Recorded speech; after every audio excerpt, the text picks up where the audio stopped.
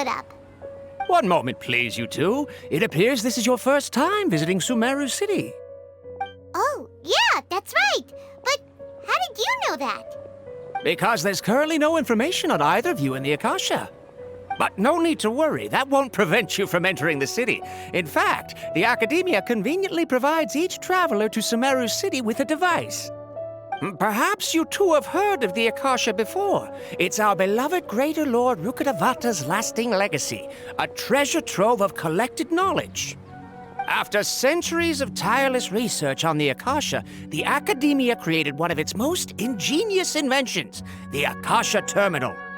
As long as you are within Sumeru's borders, you may use an Akasha Terminal to connect directly to the Akasha and access any knowledge you need. I should mention that due to technical limitations, the operation of Akasha Terminals will be much smoother and more effective in large cities such as Sumeru City and Port Ormos. Oh, so this is the thing that Tainari was telling us about. It sounds pretty amazing. You two are quite fortunate. Until recently, it was standard practice to only issue Akasha Terminals to outlanders who spent an extended amount of time in Sumeru. However, this policy was recently changed, and now all travelers are issued one upon arrival. Here are your Akasha Terminals. Please handle them with care. It kinda looks like a leaf. To activate it, simply hold it in your hand and say the following phrase to yourself. May the mighty God bless us with their voice of wisdom. Oh, since this little doodad lets you access knowledge, maybe we can use it to find a way to meet Lesser Lord Kusanali. Let's give it a try. Ahem. May the mighty God bless us with their voice of wisdom.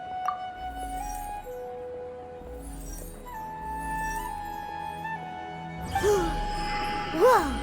Just now, something clicked, and Paimon suddenly knew how to use this thing. It seems all we need to do is concentrate on what we want to know, and bam! You get it! Oh, that'll come in real handy.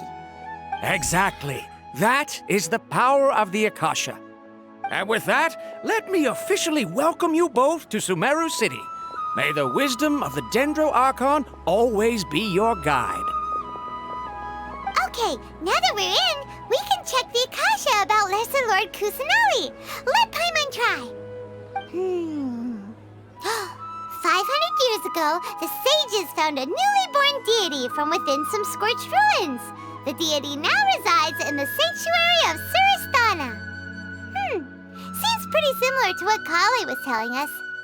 Okay, next, let's concentrate on asking how to meet her.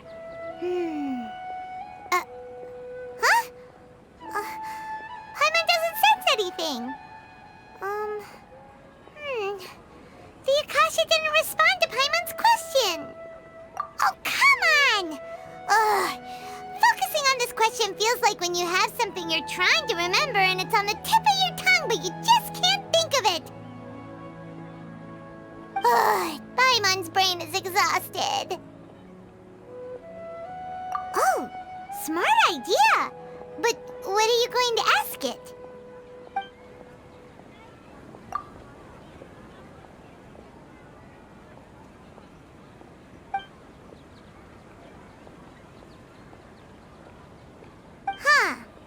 Could it be because we're Outlanders and we've only just arrived in Sumeru? You know, maybe we're not qualified to receive an answer to this sort of question or something.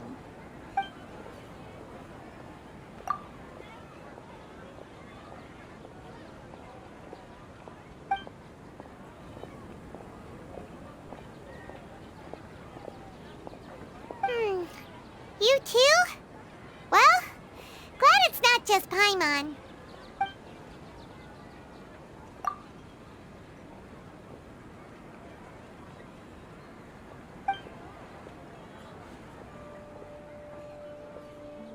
Uh-oh.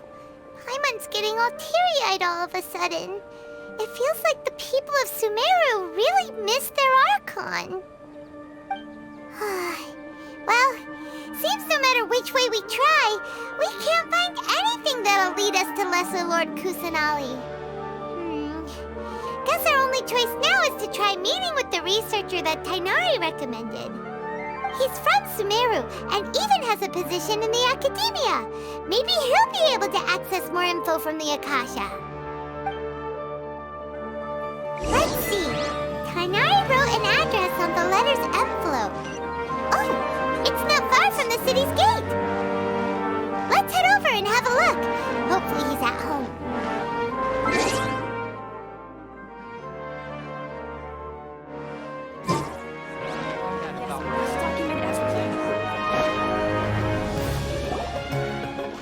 Hello, are you Rohawi? Yes, that's me. Can I help you? Great! You see, Tainari sent us here and... What? Tainari? Please, there's no need to say anything, really. Sure, I admit that the article I published last month wasn't my best work, and maybe the data didn't produce the most convincing results, but... Here! This is a letter from Tainari! Oh, let me see... Ah! Ooh, what a relief. You two nearly scared the life out of me. So you two just have some questions for me? Seems even Tainari acknowledges my innate ability for procuring information. So, what is it you two would like to know? We want to meet with Lesser Lord Kusanali. Do you know a way we can do that? You mean you want to meet the Dendro Archon herself? This isn't exactly my area of expertise, but let me see what I can find in the Akasha.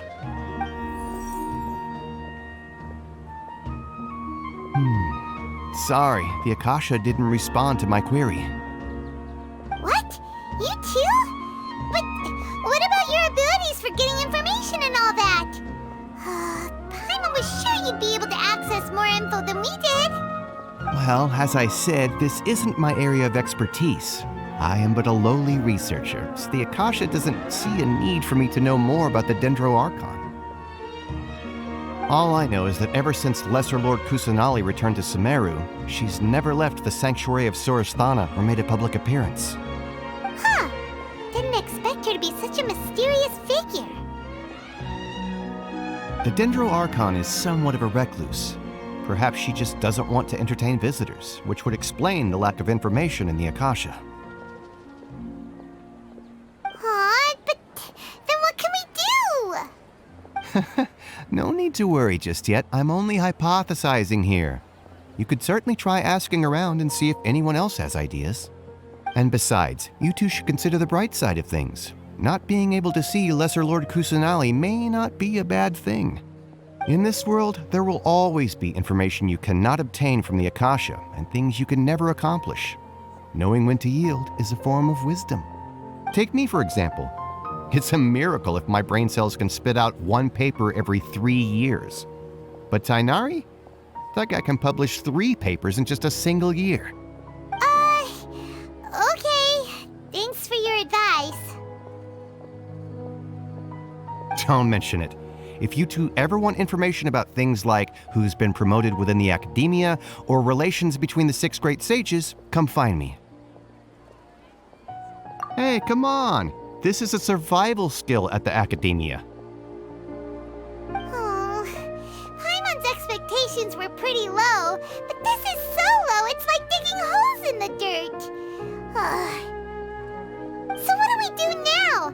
Even if we want to talk to someone, we don't know anybody here. Huh? Like who? Oh, you're right! Catherine! The Adventurers Guild has its own intel network. Let's hurry and find her. Anything else you'd like to ask about? Sage is the highest rank for an academia researcher. Since the institution's founding, each of the 6 great sages represent the finest mind and leader of their respective darshan. One grand sage is chosen from among the 6 sages to serve as the head of the academia. The current one is Sage Azar of the Rotawahist Darshan. Since ancient times, the sages have contributed immensely to Sumeru. The widespread usage of the Akasha is thanks to their hard work. Anything else you'd like to ask about? I just knew you'd be curious about that. Although the 6 Darshans conduct research in different disciplines, their sages frequently interact with one another when managing academia affairs. In the Immorta, our leader is Sage Nafis. His temper is legendary. We researchers are terrified of him, and even the Grand Sage gives him some leeway. He hasn't shown his face lately, though. Rumor has it that he's currently involved with some major project. Thankfully, he's been so busy that I was able to publish a paper. Anything else you'd like to ask about? See ya. Take a page out of my book and learn to look on the bright side of things.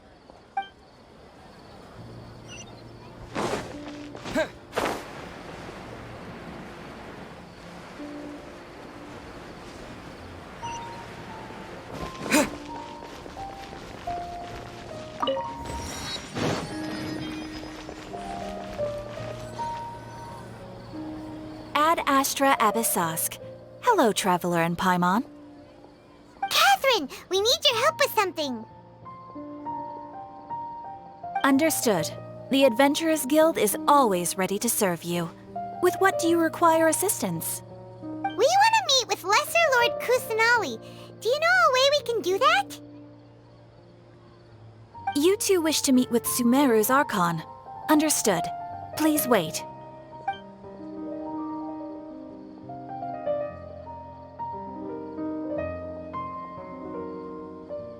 I apologize, but I am unable to call up any relevant information in the Akasha. I'm also unable to locate any pertinent information in my personal memory. Aww, another dead end. Well, if Catherine can't help us, then we really don't know anyone else to ask now. Please do not worry. I may know of someone who can help you two. In Sumeru, the Adventurers Guild does not serve as the vanguard of information. Rather, there are numerous active mercenary groups collectively known as the Eremites. They take on various contracts and work all across Sumeru, so they naturally accrue intelligence. An Eremite brigade called the Corps of 30 is in charge of Sumeru City's defenses. Not only are they the oldest brigade, but they are responsible for managing and coordinating the affairs of all other mercenary brigades. Corps of 30? What a weird name.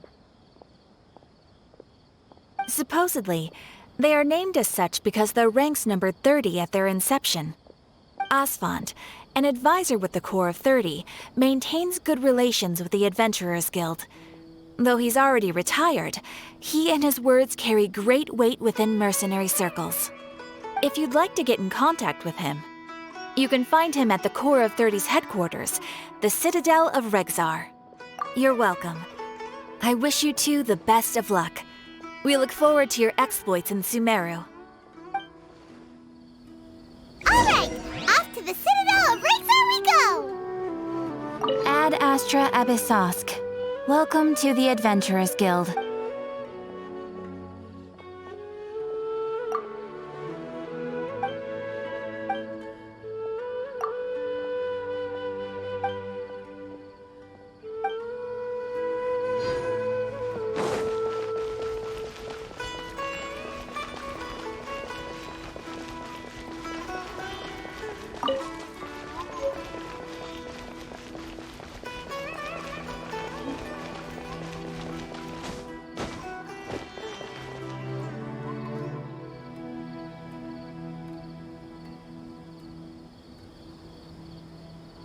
Welcome.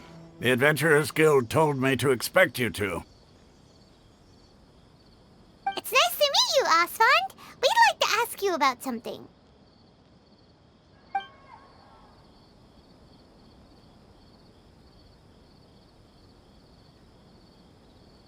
I see. So, Catherine's the one who sent you this way. Ha! It's true that the Eremites' network is vast, but even I can't help you meet the Dendro Archon. Wait, seriously? That's it? Afraid so. The Eremites aren't terribly religious, so we don't know much about divinities.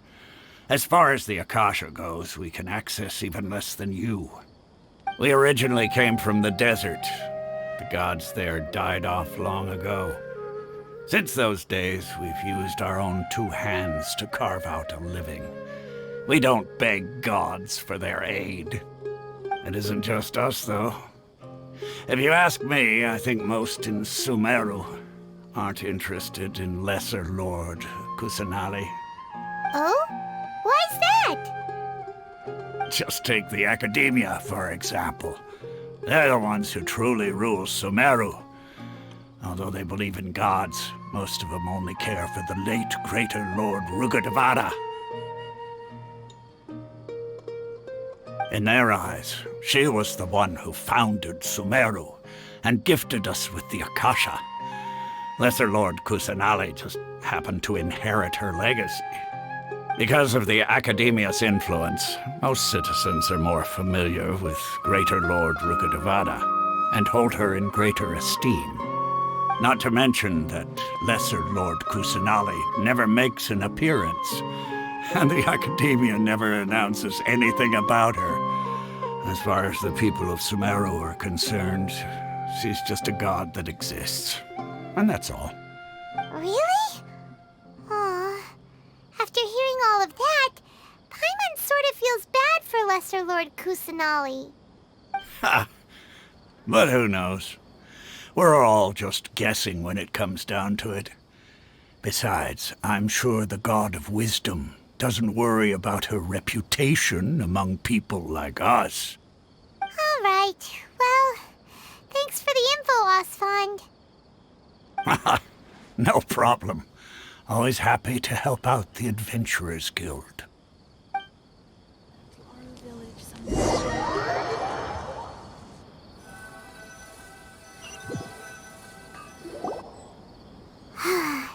Seems Osfond was right about most people's attitudes here. Not only are they not interested in the Dendro Archon, they even say stuff like, if the Akasha doesn't think I should know, then I don't need to know about it. We've been asking for information non-stop ever since we got to Sumeru. But the harder we try, the more helpless everything seems.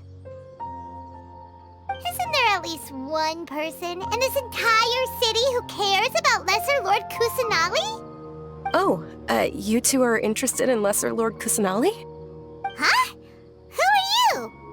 From the sound of it, you two are Outlanders who recently arrived here. You've been asking around for information on Lesser Lord Kusanali, right? Oh, I'm sorry. I forgot to introduce myself. I'm Dunyarzad, one of Lesser Lord Kusanali's faithful followers. Whoa, really? Then do you know how we can meet with her? I'm afraid I can't help you with that. But your conversation earlier did happen to remind me of a legend about the Dendro Archon. Sure. It goes like this. Long, long ago, there was a man who heard a prophecy. It predicted that a great calamity was about to befall him. Panicked by what he heard, the man sought out the Dendro Archon in hopes that she would bless him with the wisdom to help him escape his predicament. The man journeyed across deserts and through rainforests and experienced tribulations of every kind. However, he still couldn't find any trace of the Dendro Archon. In despair, he thought, alas, the Archon has abandoned me. He then had no choice but to sorrowfully resign to his fate. Okay, and then what happened? And then, the calamity came. But to his own surprise, the man felt somehow emboldened by the trials of his journey. By relying on his own strength, he managed to overcome the adversity. At that moment, a bird perched upon his shoulder. This bird was, in fact, an avatar of the Dendro Archon. She said, "O Archon Seeker, do you now understand? She and her wisdom have long been found by you. Along your journey, we were in every flower and blade of grass, every ray of sparkling sun, and every breath of dancing wind. So long as you continue to think and ponder, we'll be wherever you go." Yeah, thanks for the story! Paimon feels all warm and fuzzy inside after that. In a way, it seems like this story is also one of the Dendro Archon's avatars. Dunyarzad, since you worship Lesser Lord Kusanali, can you tell us anything else about her? Of course. So did you two know that, I'm terribly sorry, but it seems something's come up now. Let's chat another day.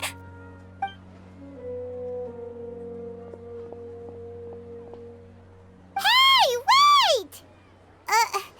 What the heck just happened? It looks like they're searching for someone. Dunyarzad was acting super nervous just now. You think they're looking for her? This stinks! We finally managed to find a lead about Lesser Lord Kusanali! We can't let them get in the way now! Let's see if we can get rid of them. Then we can catch up with Dunyarzad! Hey, have you two seen a brown-haired girl wearing a purple top and a long blue dress? We're looking for her. Did she have bandages wrapped around her wrists? Yes, that's her. Did you see which direction she went? Yeah, she went that way. Quick, after her!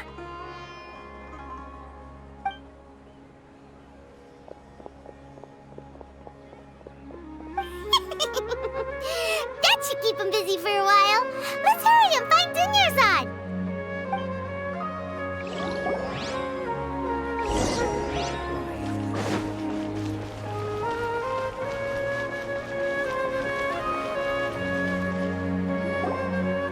There you are, Dunyarzad. We thought you might have been long gone by now. Oh, it's you two. Oh, you startled me there. You can relax now. We threw those people looking for you off the trail. Really? Thank you so much. Unfortunately, I believe there's still more of them out there looking for me. Uh-oh, looks like there are some coming this way. Huh? More of them? Then what are we standing here for? Run!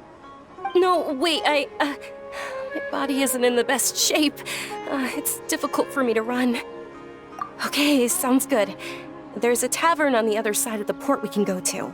They probably wouldn't expect me to hide in a place like that. All right, let's move out. Stay behind us. We'll keep an eye out for anyone looking for you.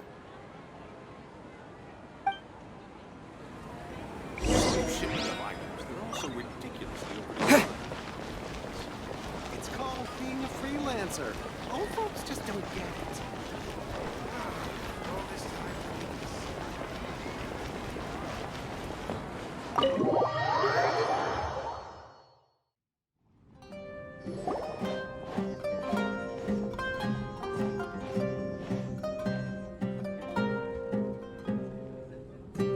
We made it. Oh, they shouldn't be able to find us now. Wait, stand down, Dia.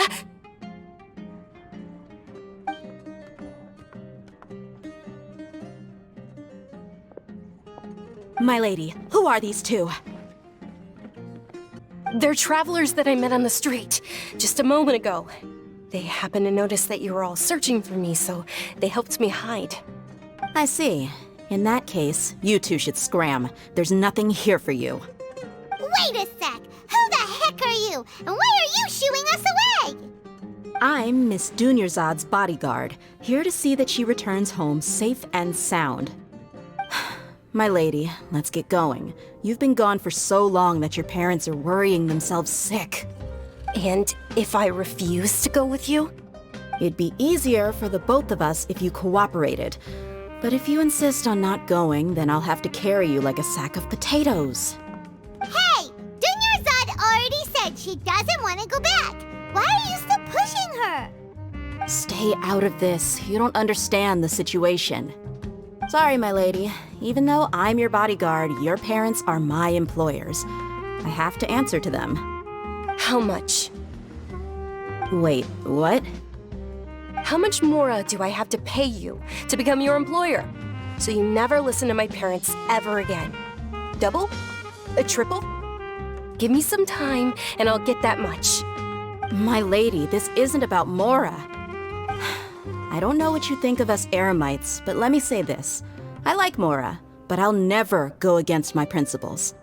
That's why I'm here looking for you. Sure, it's an order from my employer, but my conscience was also telling me it's the right thing to do. And knowing your health, carelessly running around like this is gonna hurt ya. For the sake of those who love you, don't be stubborn. No, you're wrong. I'm aware of my limits, and I know what I'm doing. Honestly, the only people being stubborn right now are my parents. And they know perfectly well that it makes no difference if I'm at home or not. They still won't accept reality. And every time I bring this up, they just change the subject. Dia, you've been living with us a long time already. This should be old news to you. Dia, I know it hasn't been easy for Mother and Father, and I'm grateful for everything they've done for me. But there's someone else in this world I'm also grateful to. Because she saved me. The love I have for her is the same I have for my parents. This is my life and my last chance. So I want to do something meaningful. My lady, are you sure what you're doing now is meaningful? Yes, I'm sure. At least, it is to me. Fine, I won't ask you to return home anymore. But let me make something very clear. I'm only doing this because I respect your determination, not because I agree with you. Thank you, Dia. Sorry for being so rude just now. My nerves were acting up. And I even brought up your payment in such an offensive way. Don't worry about it, my lady. I did say that I like Mora. Besides, that's our next topic of conversation. Today's little excursion caused such a ruckus that every single bodyguard at the estate was deployed. It wouldn't be easy to hide things from your old man. Since this definitely won't be your last escapade, here's a little tip. You should at least make it look like your room and things are still in order when you leave. Also, you'll need someone to cover you for when you're out and about. So, I'll let you hire me, my lady. This way, everyone wins. As for the pay, let's say half of what your father pays me.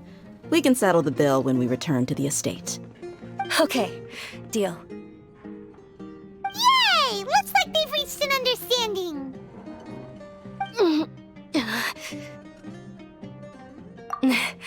I'm fine, really. I just feel a little tired now that things have calmed down. My lady, stop trying to look tough. We're already in a tavern, so let's rest up and grab some grub. I'm sorry for worrying you two. If you don't mind, I'd like for you to join us.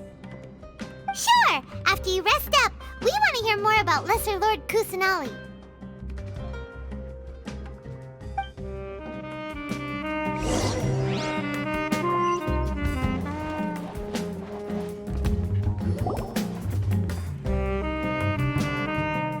Ha! Well, if it isn't Dia, haven't seen you in nearly half a year.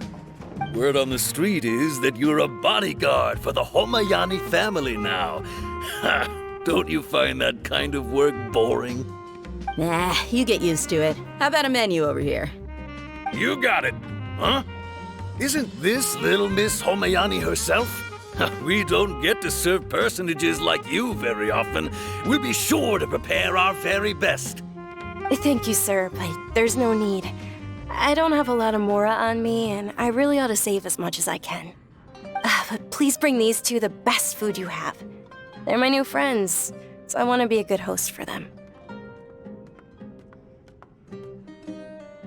Wait, we're paying for ourselves now? Aw, Paimon kinda wanted to try something fancy, but we aren't exactly loaded. Guess Paimon will settle for something ordinary. How about our coconut charcoal cakes? They're our signature snack, and they run cheap. Look, other customers over there are eating some now. They look kind of burnt and dry. Paimon will pass. What do you have against my slime dishes? Dunyarzad, we asked a lot of people when we first arrived, and almost nobody was interested in Lesser Lord Kusanali. So, what made you want to follow her? Well, remember when you asked me if I knew how to meet the Dendro Archon? Even though I don't know how, I think I've actually seen her before. Huh? Really? Yes, it was when I was a child. At the time, my illness had kept me bedridden for the better part of a year. I was stuck inside and couldn't make any friends, and my parents did their best to find treatments for me. But even then, the Akasha didn't have any helpful information. My younger self no longer had any hopes or dreams. One flare-up was so bad that I was in a semi-conscious state for several days. Then one night, I woke up alone in my room. I was terrified. My body was paralyzed. Even if I cried, there was no sound. At that moment, an ethereal voice spoke in my mind. Dunyarzad, don't be scared. You don't have to cry. Dunyarzad, don't be scared. You don't have to cry. Who are you? How do you know my name? How do I explain this? You might not be able to understand, but actually, I know everything about you. Really? Of course. I know that you're scared of thunder, that you hate taking medicine every morning, and that you love counting the petals on your mom's skirt. Wow, you really do know everything. Dunyarzad, is there anything you want? Want? Not really. I can't go anywhere or do anything. Huh? But aren't you a child? All children have wishes. Tell me what you want, and maybe I can make it happen. But can you make my illness go away? Oh. I'm sorry. But I'm not powerful enough to do that right now. Then, can you be my friend? After that, the voice said, "Okay, I'll be your friend." Although my body was suffering during those days, that voice encouraged me and told me many wondrous things. Beyond my window was the flourishing Sumeru City. Beyond the city was a lush rainforest. And beyond that was the wall of Samiel, deserts, and all of Tevat. Once I finally made it through that bout of illness, I couldn't hear that voice anymore. I told my mother about it, but she said that I must have been dreaming. But I know that that voice wasn't a figment of my imagination. Before that, I had never heard of Tevat. Yes, for sure. If it weren't for that voice, I would have never grown curious about the outside world, nor would I have learned how to read and enjoy so many books. That voice sparked a desire for wisdom. It had to have been the Dendro Archon. I've been hoping for a chance to repay her kindness. In fact, I was running around today to help prepare the Sub-Zerus festival for her. What's the Sub-Zerus festival? It's Lesser Lord Kusanali's birthday, which was the day that she was found by the sages. It's actually an old holiday that originally celebrated Greater Lord Rukkhadevata's birthday. When she passed away, the holiday eventually became a celebration of the Lesser Lord's birthday. I heard everyone was overjoyed when they welcomed her back to Sumeru. In those days, the festival was a huge deal. But because of the Academia's influence, people have gradually lost interest in the festival. The Academia actively participates in Sumeru's many holidays dedicated to Greater Lord Rukkhadevata. But when it comes to the Sub-Zerus festival, forget any funding. They practically act like it doesn't exist. Maybe they see Lesser Lord Kusanali's birth as confirmation of Greater Lord Rukkhadevata's death, so they're reluctant to celebrate it. Aw, but that's awful. It is. It's absolutely terrible. Sure, the Greater Lord founded Sumeru, but hasn't Lesser Lord Kusanali been the one quietly protecting us for the past few hundred years? Just remember that we're still out in public. Don't get too carried away now. I know that people over by the Grand Bazaar still hold the Sub-Zerus festival to this day. But I hadn't met any of them before, so I was never able to contribute. But recently, I made a friend there who also follows Lesser Lord Kusanali. I gave her my savings because I want her to throw a wonderful festival this year. That's the least I could do for Lesser Lord Kusanali. Hold on, my lady. Does this friend happen to be Nilu, the one who sends flowers to the estate? Yes, that's her. I saw her leaving the other day with a nervous look on her face. It seemed like she was hiding something in her arms. Did you give her something? Yes. Initially, I didn't have much Mora prepared, so I had Nilu sell one of my skirts. I've agreed with Nilu to meet up at the Grand Bazaar today, and see how things are coming along. Dia, would you accompany me?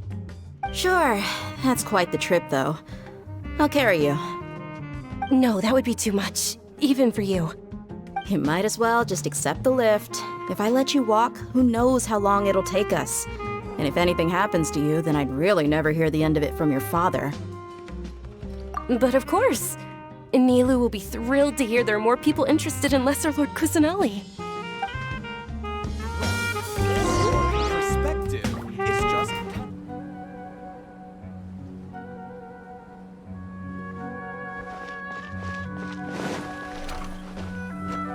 Great food and great drinks that everyone can enjoy.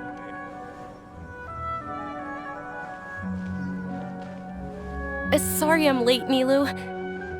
Oh, Dunyarzad.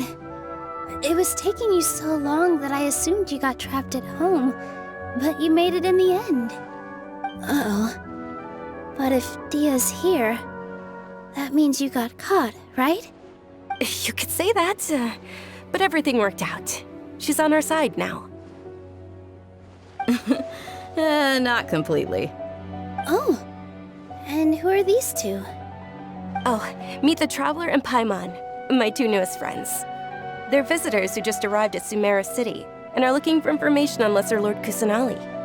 So you're followers from another land? That's wonderful. You two absolutely mustn't miss the Sabzeruz festival. By the way, Dunyarzad, we've already started decorating the Grand Bazaar. It looks spectacular, thanks to your generous contribution. You're very welcome. It's the only thing I could do. Do you still have enough Mora? Probably? But don't sweat it. We've already finished renovating the stage. Come on, I'll show you.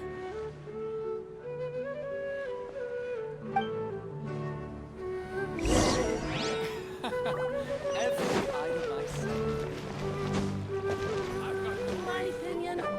see. Wow! This place is amazing! Not bad. Last time I was here, the stairs were full of holes. The stairs were nothing. A little while ago, we discovered that the tree above the stage had a huge chunk of bark ready to fall off. Mr. Zubair was worried sick. We reported it to the academia many times, but they never sent anyone to deal with it. We didn't want anything bad happening, so we were going to cancel all the stage performances. Oh, probably because it was the theater asking. The academia looks down on performers like us. They probably think it would be best if the theater closed down completely. We can't let that happen, though. Not only would everyone involved in the theater go hungry, but then we wouldn't be able to hold the Sabzeruz festival anymore. Thank the Dendro Archon for Dunyarzad. But the more she gave us, we hired someone to patch up the tree, and we also gave the stage a much-needed makeover. The stage is going to be even prettier when it's festival time. I can't wait for you to see it. And I can't wait to see you on the stage. You've been practicing so long already. It's almost time for your dream to become reality. It's our dream. I'll do my best for the two of us. Nilu, what are you gonna be doing at the festival? She'll be dancing the dance of Sabzeruz, the most important performance at the Sabzeruz festival. Dunyarzad, have you told them the origin of this holiday? I only told them about the Greater Lord and Lesser Lord so far. Okay, then I'll tell you two about how this holiday came to be. According to legend, the Sabzeruz festival was originally the Goddess of Flowers' birthday celebration for the Greater Lord. A long, long time ago, on one of Greater Lord Rukkhadevata's birthdays, her friends threw her a celebratory banquet. Some of the gods got drunk.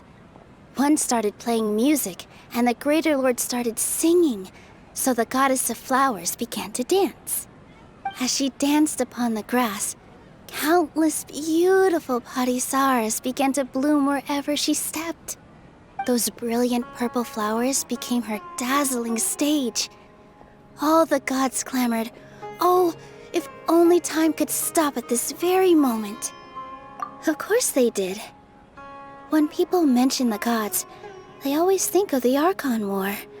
But Sumeru's gods also had happy times. Although they aren't around anymore, they're preserved in our tradition of dance. This outfit I'm wearing is apparently based on how the goddess of flowers looked. Though we're just tiny people compared to the divine, we still have to do our best to make sure that the birthday girl feels loved on her special day. Nilu, you of all people will definitely be able to convey our well wishes to the Dendro Archon. I also noticed that you went the extra mile and scattered parisaras around the stage. They symbolize the goddess of flowers, after all. It's just a shame that all the real parisaras went extinct after her death. Yeah. The Greater Lord brought forth parisaras in memory of the goddess of flowers, but she ultimately could never truly replicate that beautiful purple. Thinking about the goddess of flowers dance makes me wish I could have seen it. If my stage were anything like that, I'd be thrilled if I had just 2 real parisaras on the stage. So, Traveler and Paimon, what do you think? Interested in the Sabzeruz festival? Will you two be coming? All of Lesser Lord Kusanali's followers will be there for her birthday. It'll be a good opportunity for you to learn more about her. Ooh, Paimon thinks that's a great idea! Of course Paimon wants to watch. Those two things aren't mutually exclusive, you know. So how about we all attend the Sabzeruz festival together? Dunyarzad, let me show you which stage decorations we've picked out so far. Traveler and Paimon, if that doesn't sound interesting to you, then feel free to explore the area. Everyone at the Grand Bazaar loves Lesser Lord Kusanali, and we're all looking forward to the Sabzeruz festival. In that case, we'll take a look around.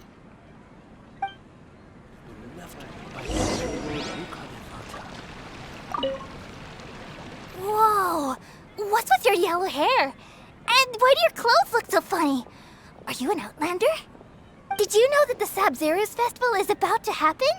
There'll be loads of fun things to do at the festival. But the best part is when Ferris, the Knight of Flowers, passes out candy to everyone.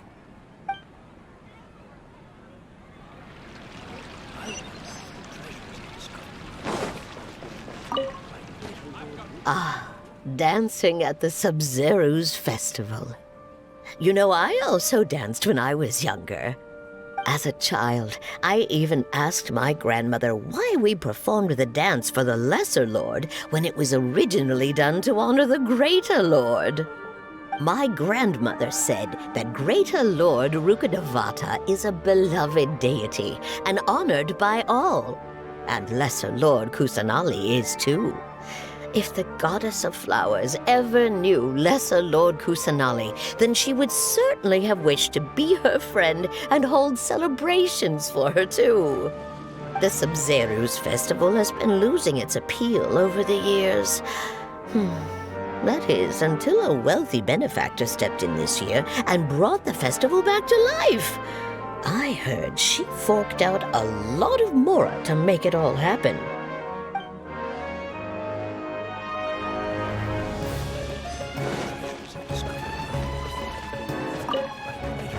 Things are really shaping up, and there's a buzz around the festival this year. We're expecting people from all over to come by this year and buy things during the festivities.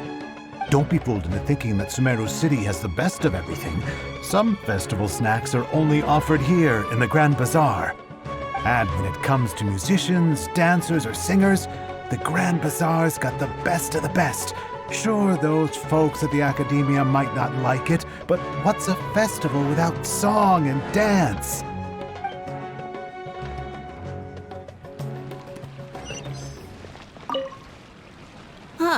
Revamping the stage for the festival couldn't have been easy, that's for sure. I bet this year's festival will be one to remember. I don't know much about the Grand Bazaar, but I do know that the residents here have a penchant for song and dance. Two things that the Academia doesn't particularly approve of. Oh, and the perfume sold around here is a lot better than what you'll find elsewhere. The fragrances are longer lasting and they're gentler on your skin and... I mean, that's what I've heard at least.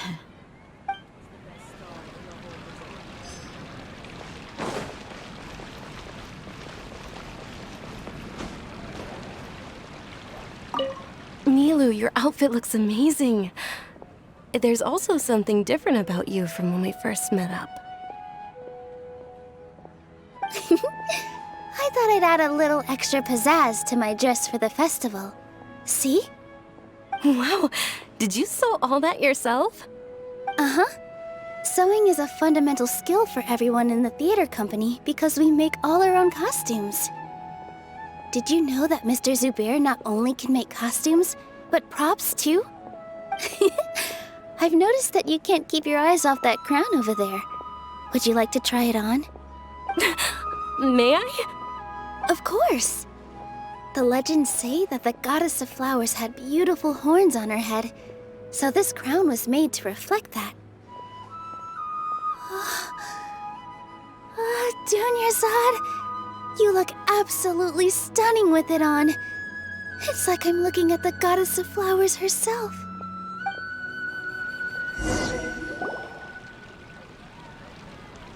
Hey! Is that who Paimon thinks it is? It looks like Catherine.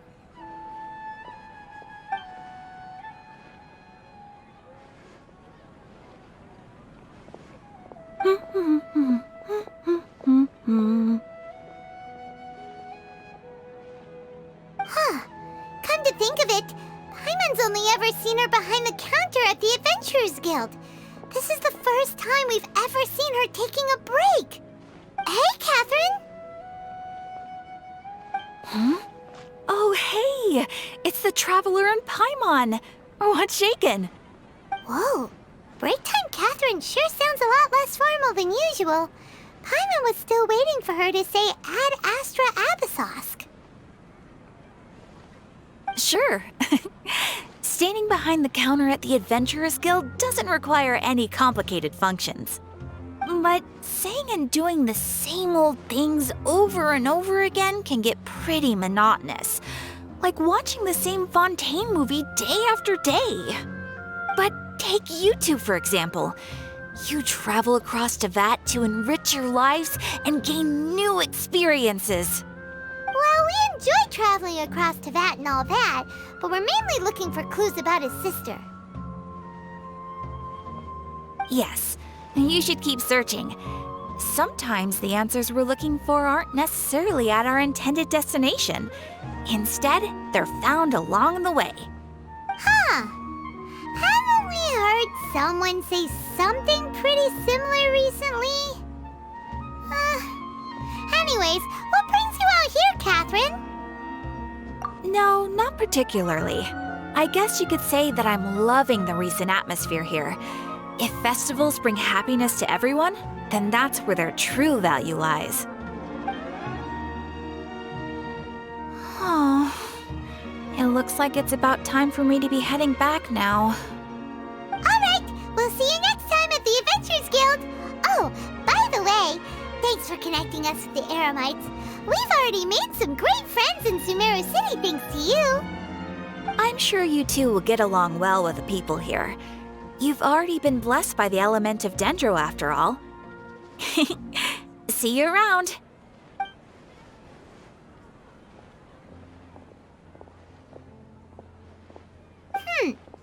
There's something really different about Catherine today. Hey, Traveler. Paimon. Oh, hey, Dia. What's going on? I've got something to tell ya. My lady knows you're looking for ways to meet Lesser Lord Kusanali, and she's been trying to come up with a way to help you.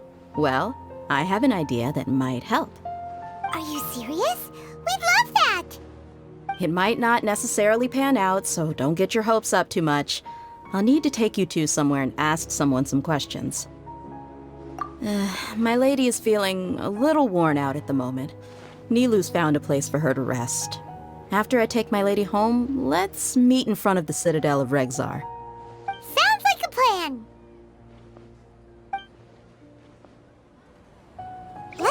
to the Citadel of Rexar and wait for Dia.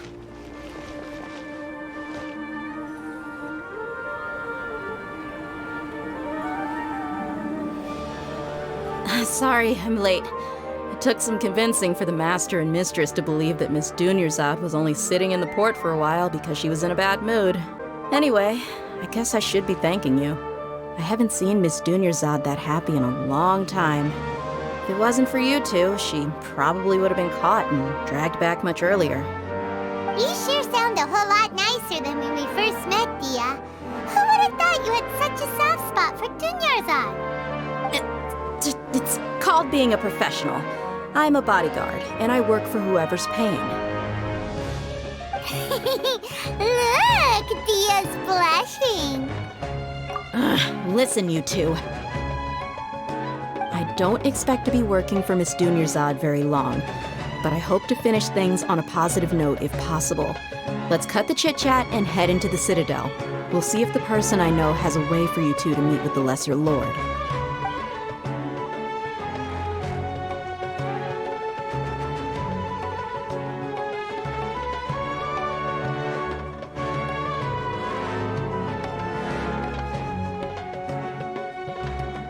Oh, hey, Chief. Ha, Dia! What are you doing here? And well, didn't expect to see you three together. I take it you all know each other already? Mm-hmm. We met this morning after the Adventurers Guild pointed us to Osfon for more info. No kidding. Huh. So, where's Ruksha? I thought I'd help these two out by asking about the theft. Anything you can tell him? Ruksha's gone over to the Academia. The Grand Sage recently ordered Sumeru City to begin bolstering its defenses, so people from all over have been called back to the city. Since you've already mentioned the theft, I suppose I might as well tell him what we know. Appreciate it, Chief. Theft? Sorry, what the heck are you guys talking about? Just recently, the Academia lost something, and there's a chance the item is connected with the Dendro Archon.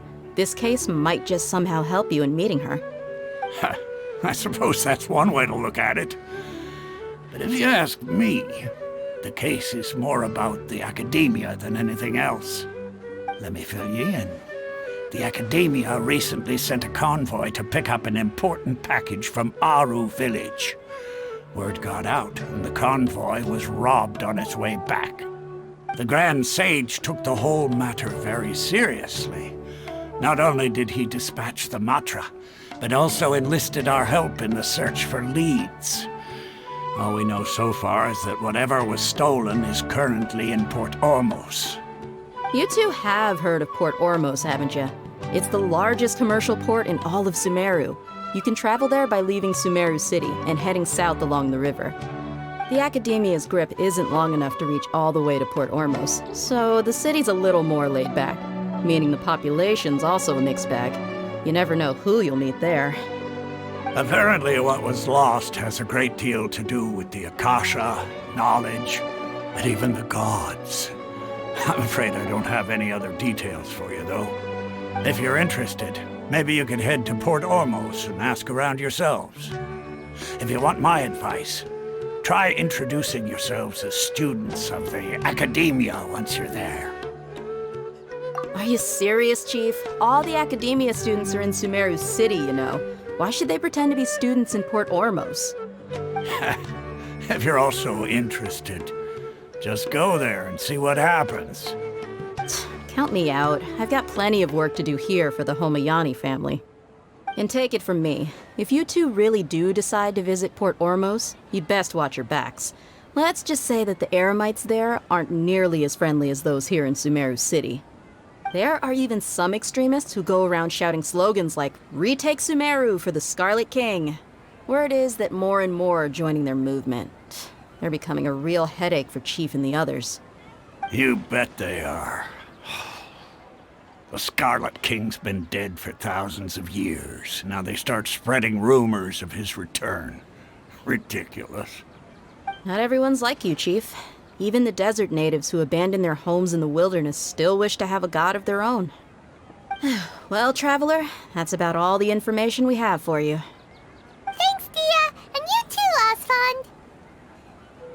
Since we've gathered all we could for the moment in Sumeru City, let's head to Port Ormos and see what we can find next. Miss Dunyarzad is looking forward to seeing you both at the Sub-Zeru's festival, so be sure to get yourselves back here in time for that. Good. Then we'll see you both at the Sub-Zeru's festival.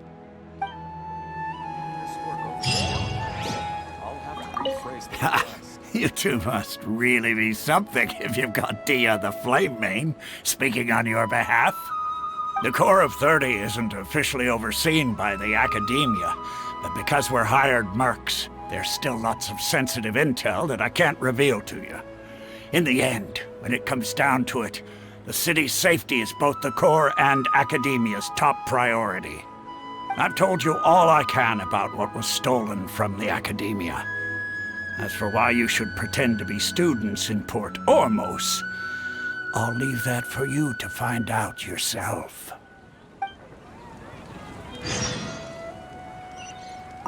It's been a while since I visited the Citadel of Regzar. I'll catch up with Chief for a bit before I head back myself. He really did a lot for me in the past. Remember, to get to Port Ormos, just follow the river south from Sumeru City's port. Just be sure to take care of yourselves out there. We'll meet again at the Sub-Zeru's festival.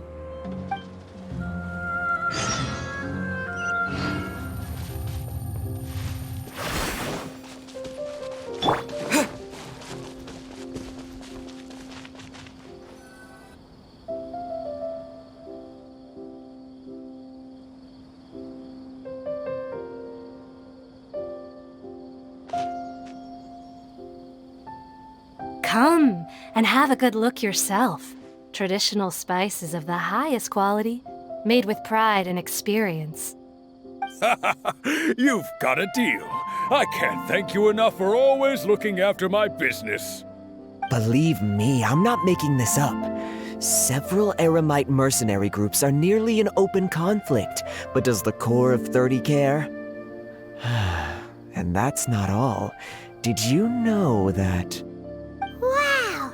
Talk about hurly-burly! This place is busy! Guess that's only to be expected for the largest port in Sumeru. Maybe it's because of what Dia told us earlier, but Paimon can't seem to shake the feeling that there's also danger lurking in these crowds. Ooh. Let's get our bearings so we can start looking for leads. We know that whatever the Academia lost is related to the gods. But other than that, we don't have much else to go on.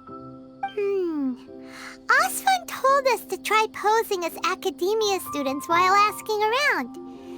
Paimon checked the Akasha on the way here, and the Academia doesn't seem to have any research facilities in Port Ormos. Paimon doesn't get it. Won't we look even more suspicious going around saying we're Academia students and asking about the stolen item? Well, given all the people that come through here every day, if there's any information to be found, Paimon bets we could find it in the market. Let's ask around and see what we come up with.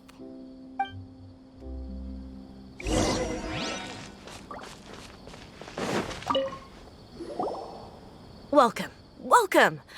How can I help you two? Hi there. We would like to ask you a question. Do students from the Academia ever come to Port Ormos? Of course. Especially around this time of year. Students from Sumeru City that are about to graduate often come to Port Ormos to cut loose a little. Many people often talk about how hard it is to get accepted into the Academia, let alone graduate. But those who finish their studies and go on to become full-time researchers at the Academia have it even harder. Sure, we may not be Sumeru City, but Port Ormos offers beautiful scenery and a stress-free environment. Some even say it's good luck to come to Port Ormos, so students and researchers come flocking here when things get to be too much at the Academia. You see over there? Those are students from the Academia. They've been looking worried and miserable ever since they got here a few days ago. If you ask me, the life of a merchant is better. So long as the Akasha teaches us what we need, then life is good. Those students seem to be discussing something. Let's see if we can listen in. Does nothing but smooth talk all day. It's no good. I've tried asking around, but I haven't been able to learn anything useful. Not to mention that a bunch of scary-looking Eremite mercenaries have been posted along the streets now. There's been a lot of fighting between the different Eremite factions in Port Ormos. If we choose to move on our own, then it would be wise to steer clear of them. Especially the group that's constantly shouting some stuff about the Scarlet King and some resurrection. I've even heard that the Citadel of Regzar is starting to get fed up with them. What was that group called again? Ein something or other? They're called Ein El Akhmar. Today, I heard that the thing we're after might be in their possession at the moment. Wait, come again? Don't you see? Many of the Eremites in Port Ormos deal with trading this kind of thing. They're usually pretty wary of outsiders, but not so with students of the academia. It's because the kind of goods that students are looking for aren't the kind of goods that Eremites are after. As long as they know you're a student, then deals can be made. I've heard that Ein El Hakmar likes to set up shop at the Jafar Tavern. Supposedly, if you're willing to part with 500,000 Mora, they'll give you info on anything. Wait, did you say 500,000?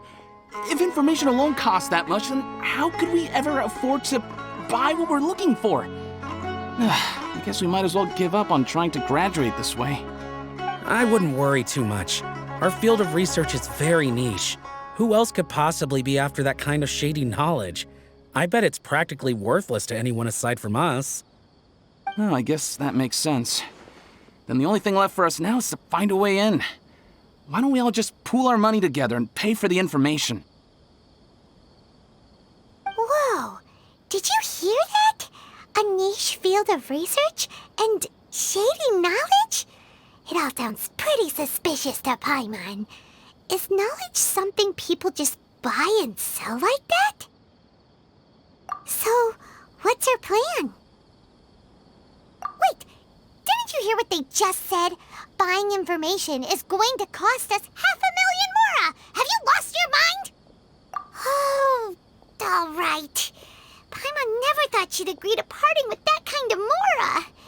But if you know what you're doing, then we should give it a shot. I enjoy making food for newlyweds the most. 500,000? That's a lot of Mora.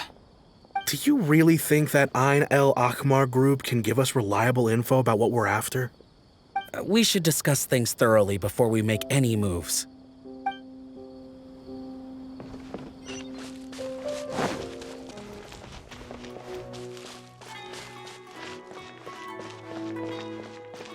This is the place we heard those students talking about. Let's find a seat somewhere and see if we can spot the group they mentioned.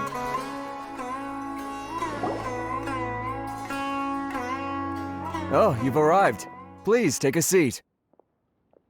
So, they think that they can go toe-to-toe with the boss?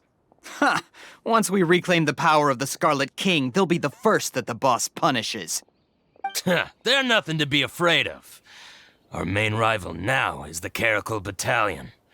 They've also amassed a significant amount of Mora this time, so we mustn't underestimate them. How can the Caracal Battalion compete with the boss when they're nothing but a bunch of money-grubbing opportunists out for a quick Mora? Yeah, with Boss's fervent devotion, he'll be able to use this power to bring our god back this time. Huh.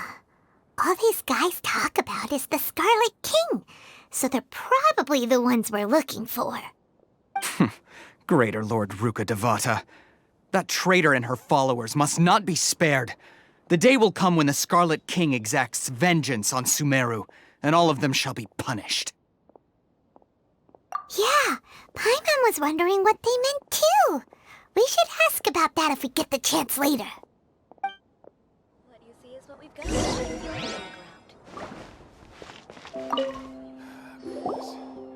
Huh? Who are you? What do you want? A traveler? Now's probably not the time to talk about that. Didn't the students say Eremites are wary of outsiders? A student? What's a student from Sumeru City doing in Port Ormos? Ah, well, if it's info you want, you've come to the right place. The question is, can you afford it? Paimon can't stand to see so much Mora go. But there's no other choice right now. Here, this is the merchant's address. Whatever you're looking for, you'll find it there. Well, what are you waiting for?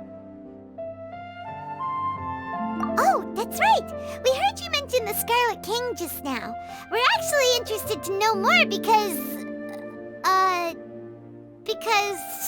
we're, archaeology students! Fine. Since you've already handed over the Mora, I guess I can throw in a little extra info. As you can see, members of Ain al-Ahmar are devout believers of the Scarlet King. Years ago, the Scarlet King founded the great desert nation that was our homeland. It was an advanced civilization, far beyond anything you'll see in present-day Sumeru. The Scarlet King was the rightful god of wisdom, but he was betrayed by a companion he trusted.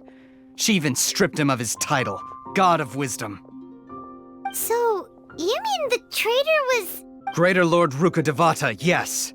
That shameless wretch destroyed the Scarlet King's civilization, and our ancestors were forced to flee to this land where we were made to suffer the tyranny of our enemies.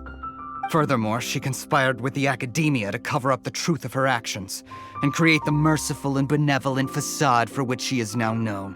Ugh, just thinking about it sickens me. But the story doesn't end there, oh no. The Scarlet King isn't truly dead. The voice of the Oracle has been heard in the desert, prophesying his resurrection. Mark my words, our god shall return. And when that day comes, all followers of the traitor and all the desert dwellers who have forgotten their true god will suffer retribution together. If what I'm saying makes you shiver with fear, it might not be too late for you to become a believer of the Scarlet King. I don't have anything to say to you Academia people about that. I think this conversation has reached its end. Not just yet. This man is a fraud. Huh? You again? Deranged Academia lunatic. Yes, it's me again. I already warned you that if you weren't willing to sit and discuss things with me, I'd take measures to make things uncomfortable for you. Listen to me. That address he gave you is fake. Or at least, you won't find a merchant waiting for you there. This group has been boasting all around that they can provide information on a certain item as a means of luring people into their territory. Once you show up, they keep up the act until they have hard evidence that you want to purchase said item. Then they use that to squeeze you for all the Mora you're worth. Hey! Shut it all, Hatham! What are you playing at, trying to ruin our business like this, I told you the other day. I wish to discuss my terms with your boss. Ha! The boss made it perfectly clear that he won't negotiate with you. Yes, and in no uncertain terms. But that was then. It does not preclude him from changing his mind in the future. I'm warning you, don't push us, or this could get ugly. We don't usually get rough with people from the Academia because it just complicates things. For a lunatic like you, though, we might just have to make an exception. If you're suggesting that we escalate this from a verbal exchange to a physical one, I accept. After all, even the Archons used war to negotiate the ownership of Tevat. If, on the other hand, we can't agree on any means of negotiation at all, then I'm afraid my next course of action will sting a little more than the mere falling through of a few business deals. I will jeopardize the Eremite's reputation, which I know you value above all else.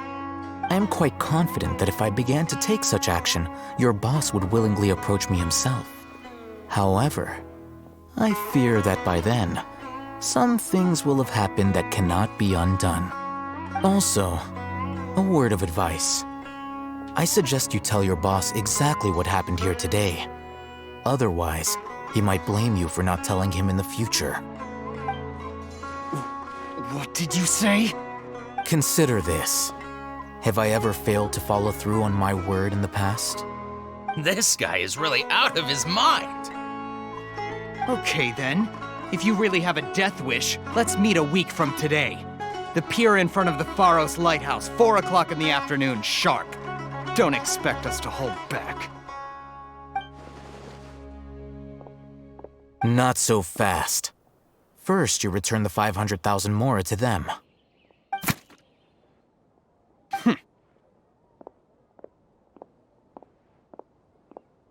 Please, I beg you, don't provoke them. We can't afford any trouble with this crowd.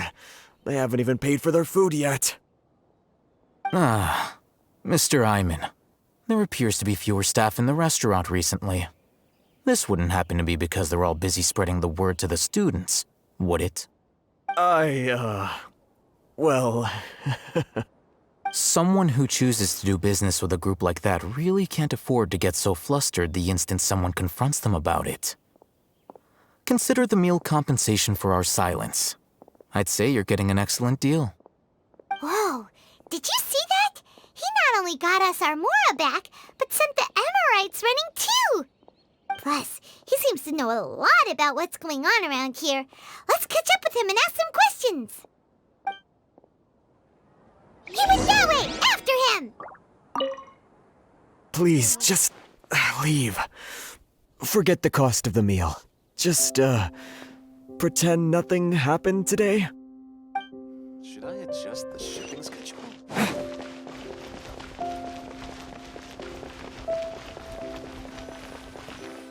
Fresh fruits and veggies, both quantity. Wait up! It's Al-Haytham, right? What do you want? No need for thanks. My goal was to get to them, and you two gave me just the opportunity I needed. We're even. Oh, I advise you to keep your distance from them. Since they weren't able to make off with your Mora in the end, they might harass you again in the future. All right. Goodbye. Hold your horses! We still have something to ask you about! Since you tore through their scam right in front of them, you must know the real story about certain something, no? Who exactly are you two? And why are you inquiring about that? A student. Right. Look, you should know that those thugs conducting business with you had nothing to do with your lie. Huh? Oh, yeah! He's really strong. Weren't you saying something about a physical exchange? We can help with that. He doesn't even have a vision. Forget it. Maybe not, but he can still use elemental energy. Otherwise, there's no way we'd go asking for info from from guys like that. Those high-headed thugs are definitely gonna bring a lot of backup for your next meeting. Even if you don't go alone, you won't regret taking us with you.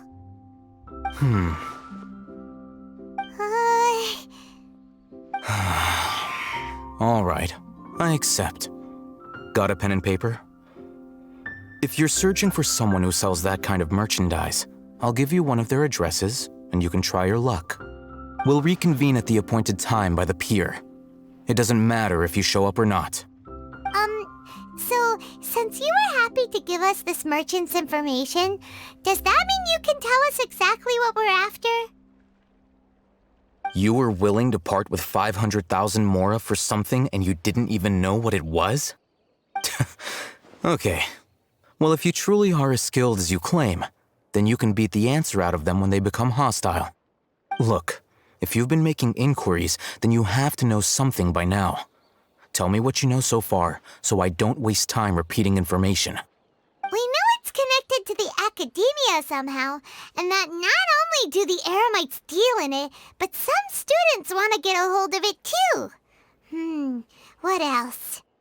You know almost everything there is to know, but you're unable to compile this information because you've never seen the object before. This is what you've been looking for. Huh? Paimon can't tell what it is. It looks like some kind of ornament. This is a knowledge capsule. To put it simply, it's a vessel that can store a fixed quantity of canned knowledge. It's like a miniature Akasha. Anyone who links it to their personal Akasha Terminal instantly becomes privy to its contents. Correct. Anyone. Unlike the Akasha, which heavily regulates who can access what information, knowledge capsules confer their contents without any requisites. That's amazing! It's essentially a convenient and harmless vestibule for knowledge. Unfortunately, it's illegal in Sumeru to privately possess or trade them. They were created as a means for scholars to transfer knowledge gained from Irminsul into the Akasha, and are intended to be destroyed immediately after use.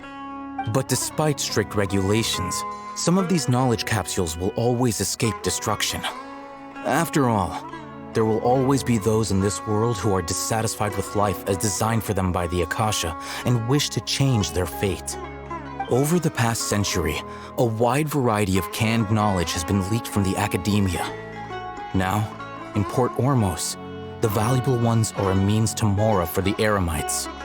Meanwhile, those which the Eremites deem to be useless to them occasionally prove useful to the common citizens and hapless academia students.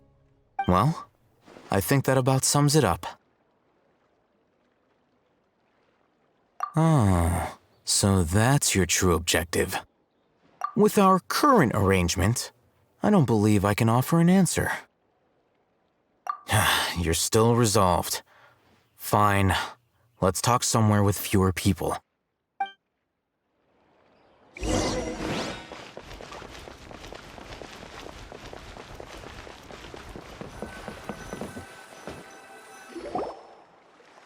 Let's continue our conversation here. If you wish to learn more about the knowledge capsule that the Academia lost, then you must help me with something. I need you to find someone named Dory, a traveling merchant. Unlike the peddlers who hawk inferior knowledge capsules, she often has quality goods in stock. Some say that as long as there is profit to be made, there is nothing she won't dare to sell.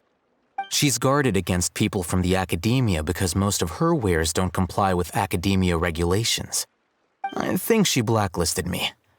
I met with her informant, but it soon became clear that they had no intention of letting me get any further. Become one of Dory's customers and earn her trust. This is my condition for further collaboration. Why do you want us to meet with her? Until you complete this task, you don't have question privileges. Fine. So how do we go about doing this? You two are Outlanders who haven't been here for long, so Dory should view you as safe clients. I'll give you the informant's address and their contact password. Beyond the password, though, I have no way of knowing what other tricks she might have up her sleeve. You'll have to improvise.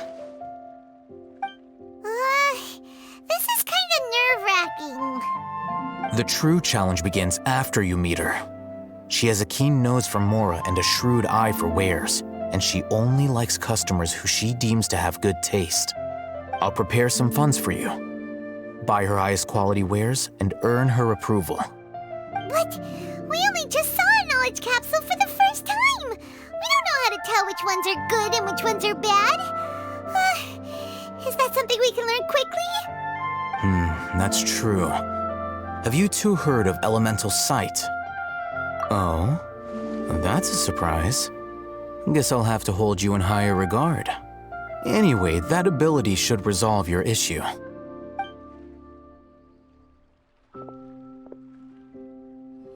Here are 2 knowledge capsules. Tell me, can you detect any difference in their quality? They look the same to Paimon. Try inspecting them with elemental sight.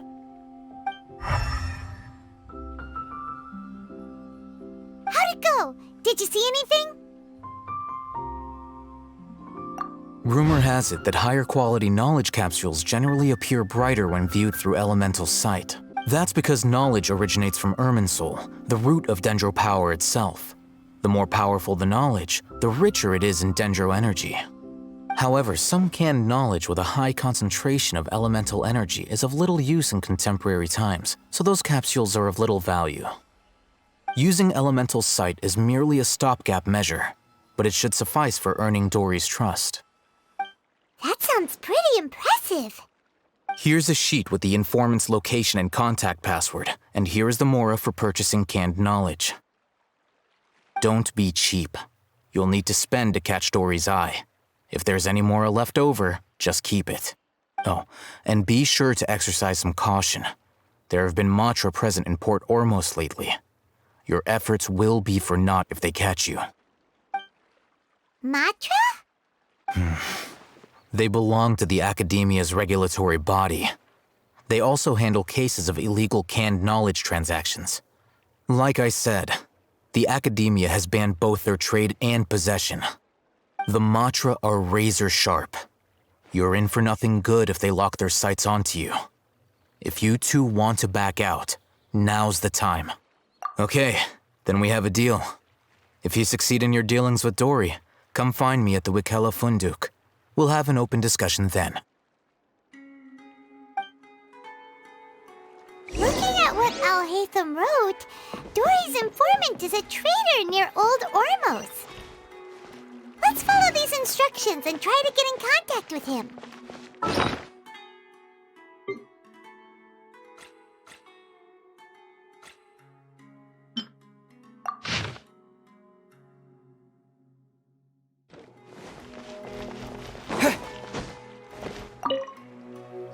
Hello. What are you two looking to buy?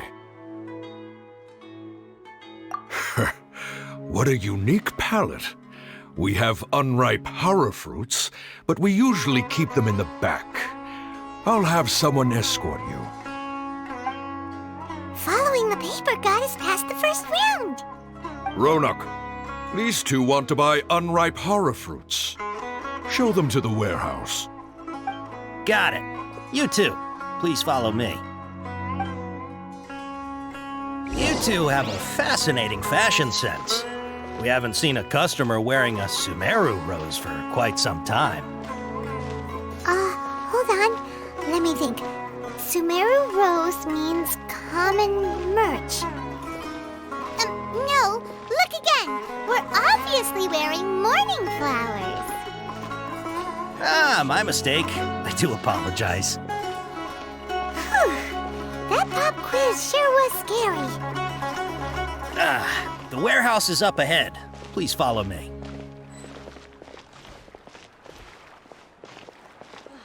The seas are calm and the sky is...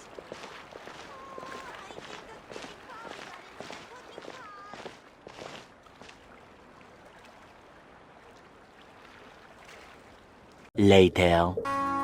Before I retrieve your products, I need to confirm a few things. Please forgive me, but we may not have sufficient stock for you today. Earlier, many of our hara fruits were taken by mice. Thanks. If better goods come in, you'll be the first to know. You look like you have some skill. Why don't I pick out some fruits that'll make you dizzy? Yep, that's the right answer. But eating hara fruit that makes your head and ears ring sounds like a bad life decision. Would you like your hara fruits to be packaged in the Sumeru City or Port Ormos style? Wow, you two sure are generous customers. We'll be sure to package your products beautifully. Okay, everything has been confirmed. Miss Dory is waiting for you up at... Shoot, it's the Matra! Run! What? The Matra? Where? Al-Haytham said we're done for if they catch us. We gotta get out of here. We don't know this area, so let's follow that informant.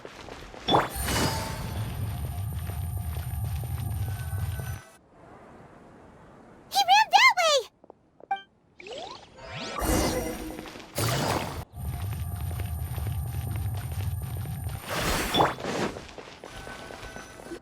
Look, he's over there. Take it easy.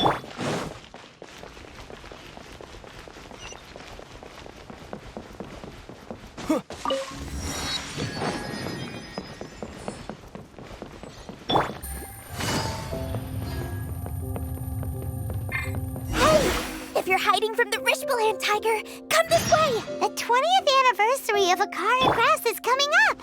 Paimon wonders what the children thought of the Aranara carvings we helped create.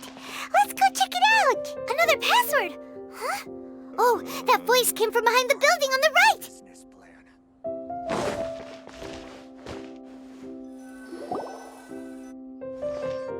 Here, over here. You can stop running now.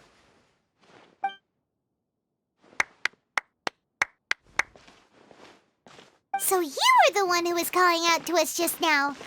But, are we definitely gonna be safe here?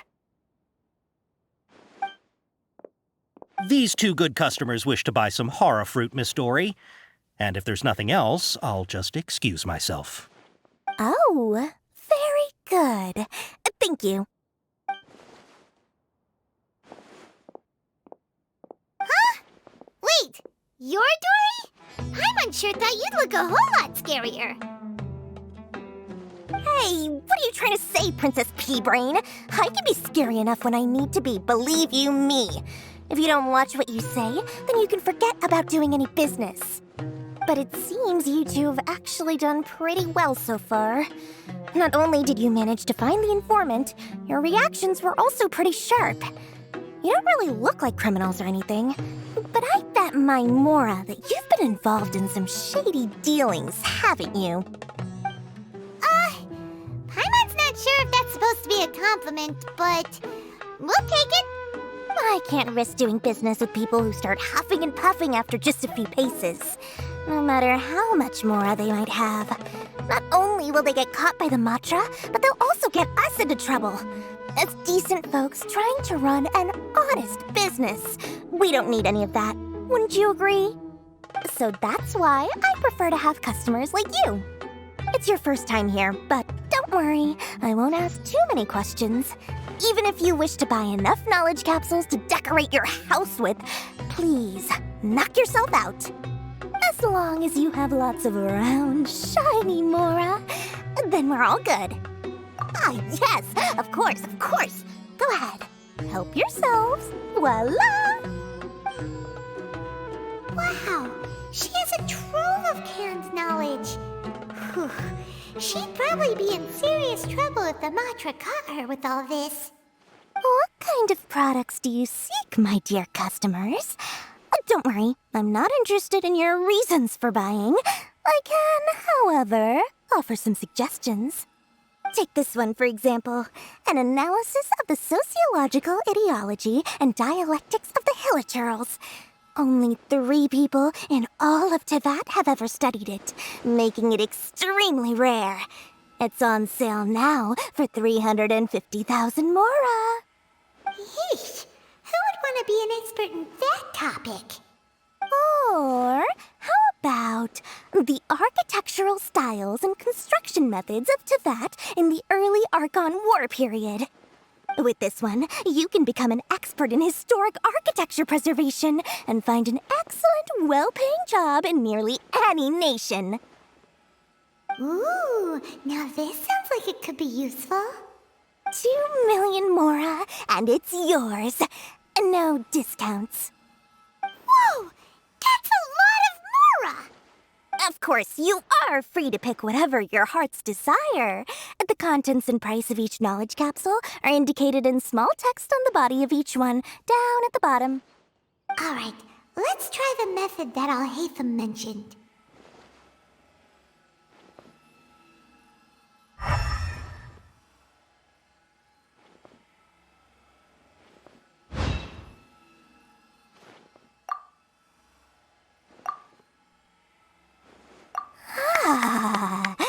You've really got a good head on your shoulders, and quite the eye for quality.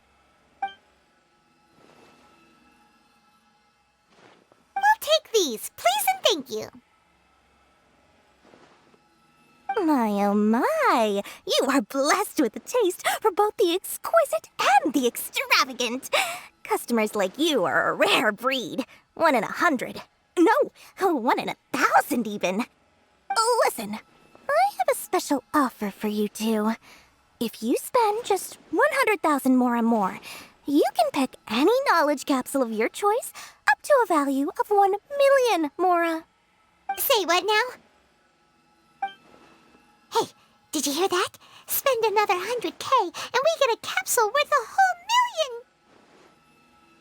But all the canned knowledge we just bought is easily worth 500,000 mora. If we spend just a little more, we can get something worth 1,000,000 mora. Isn't that a fantastic deal? Think about it. We've gone to all this trouble to get this canned knowledge. And so far, everything we bought belongs to Alhaitham. Aren't you even the least bit curious about how this whole canned knowledge thing works? We're talking instant knowledge here. Don't you want to try it yourself?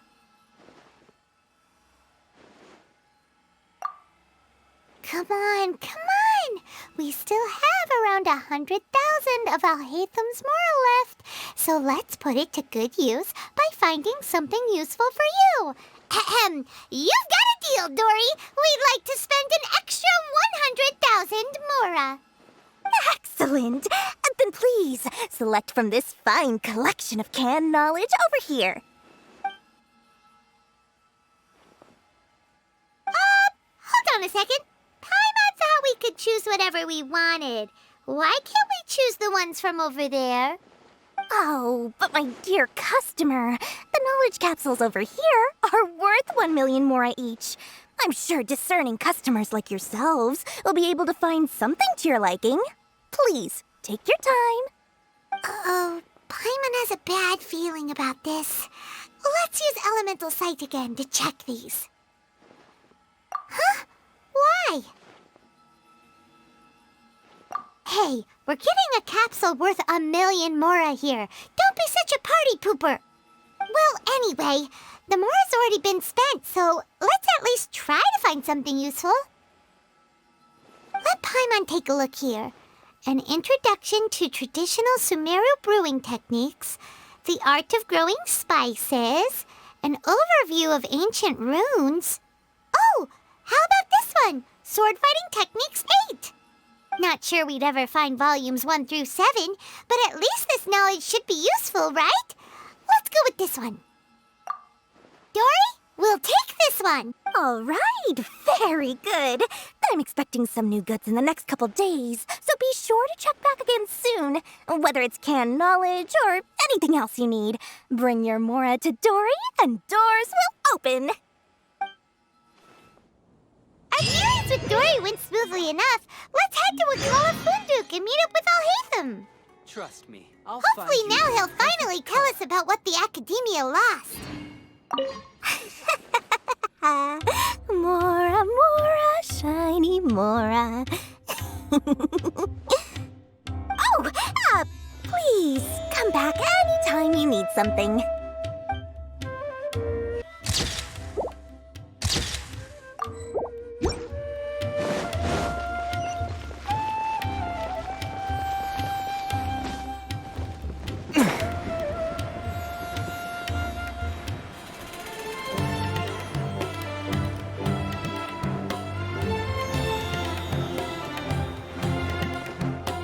Ha, you two made it.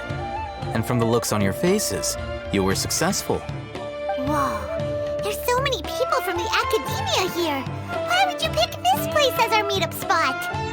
Well, Wakela Funduk is under the Academia's control, so naturally the Academia has people working here.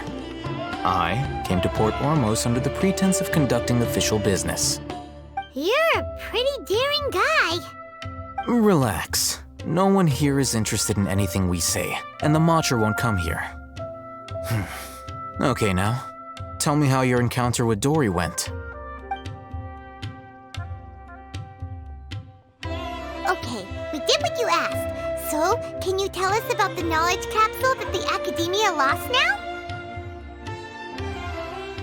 Before that, I have to ask, why are you two so intent on tracking it down? You don't have to answer, of course. Yeah, he just wants to meet the God of Wisdom and ask her about something important. We've been in Sumeru for a while now, but we still haven't found a way.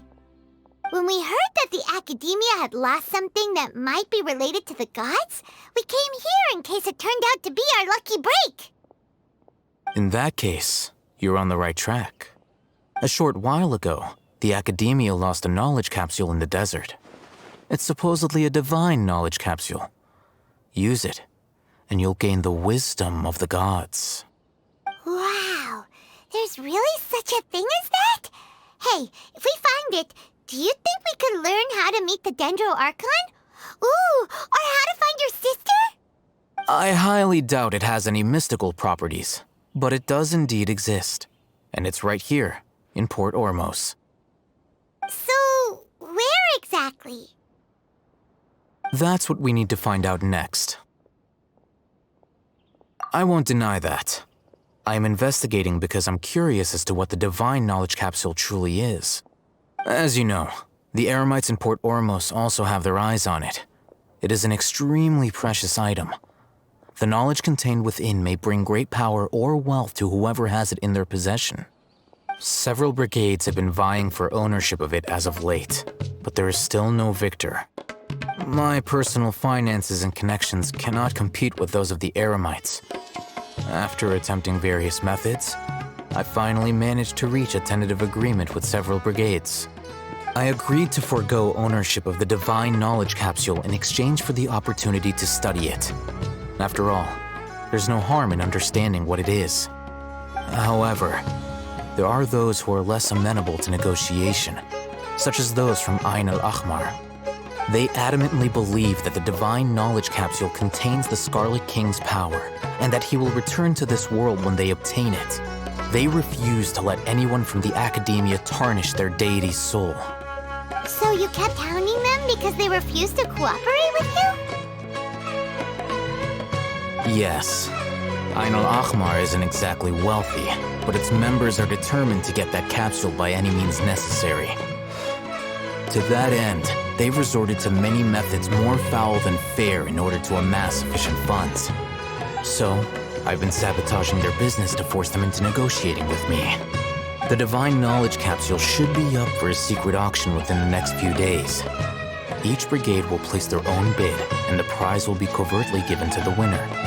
To ensure the capsule's security and to evade the mantra's notice, the winning brigade will not publicly disclose their victory. Unless I know whose hands the Divine Knowledge Capsule ends up in, my agreements with them will fall through. Dory is the most reliable source of information, but that avenue was previously closed to me. With you on board now, the situation is different. In other words, you wanted us to befriend Dory so you could find out where the Divine Knowledge Capsule is. Yes, you can say that. But this arrangement harms none of us. The day after tomorrow, go back to Dory and try to purchase information on the Divine Knowledge Capsule's whereabouts. If she has no information, wait 2 days and approach her again. If I get the opportunity to study the Divine Knowledge Capsule, I will relay my findings to you. Will that suffice as compensation? Okay, then we'll meet up in 2 days. Alhaitham, before you go, we actually bought a knowledge capsule for ourselves, but we're not sure how to use it. You two want to try using a knowledge capsule? Sure, I can teach you. Doing so right under the Academia's nose is a bit problematic, though. What do you say we head to the outskirts of town?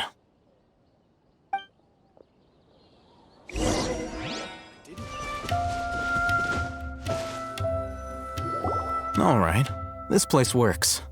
Show me the capsule you purchased. Here.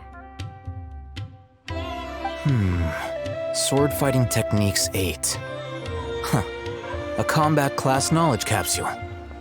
This class is something of a rare find these days, since most have been taken by the Eremites to augment their battle capabilities. Really? Ah, yeah, what a great buy! If you want to determine the efficacy of this capsule, I can evaluate your combat ability. However, effects will likely be minimal if you already possess a high amount of strength. We can conduct a controlled experiment where you fight 2 battles, one before using this knowledge capsule and one after. While you fight, we can use an Akasha Terminal to monitor your various physical parameters. There may be variances in your physical strength between the 2 tests, as well as a disparity in your opponent's abilities. But don't worry, I'll run statistical analyses afterward to mitigate any confounding effects. Wow! Alhaitham! You must have been one of those guys at the Academia who got top grades on everything. Paimon's was curious about something, though. You definitely weren't one of those students who needed canned knowledge to graduate from the academia, right? So why are you risking getting caught by the Matra for this capsule? When you are unable to understand a researcher's actions, most cases can be attributed to curiosity. This is but one theory. Sounds like you're trying to avoid the question. All right, let's begin the test. Just fight as you normally do.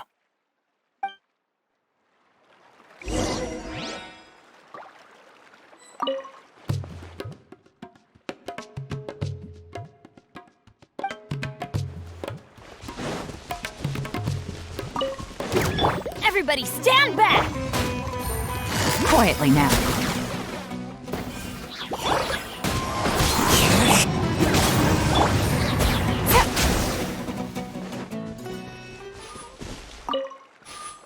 All right. I'll link your Akasha Terminal to record data. The next step is to use this knowledge capsule. Hold it in your hand. I'll help you establish a connection with it so you can activate its power.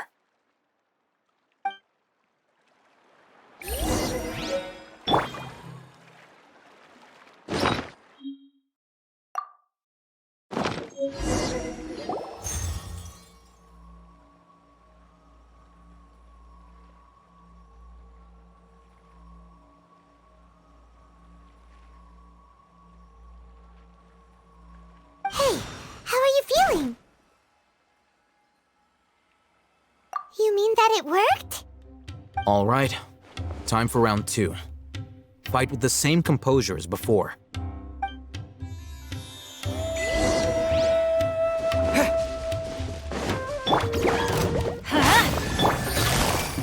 Gotcha! Propagate! Wind strategy!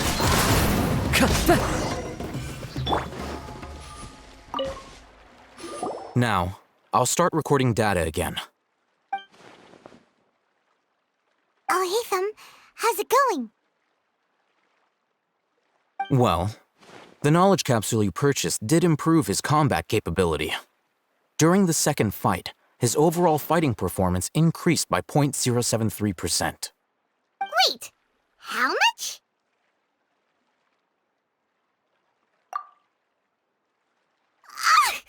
Dory's such a jerk! She totally scammed us! 1 million Mora? This thing isn't worth a tenth of that amount! Of course, this could be because he is so powerful that the capsule's contents were unable to produce a substantial increase. At the very least, this test allowed me to gain more insight into you two. Our deal seems increasingly worth my investment. I'm heading back to Ikela Funduk. I await your response in 2 days' time. This is Mora for when you ask Dory for information. Pay her as much as she requests.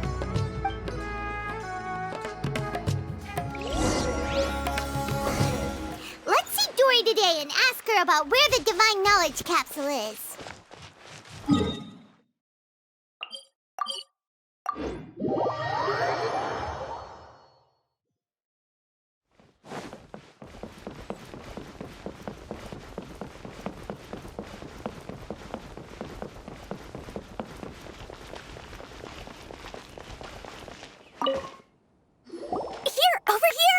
Oh, welcome back, my loyal patrons.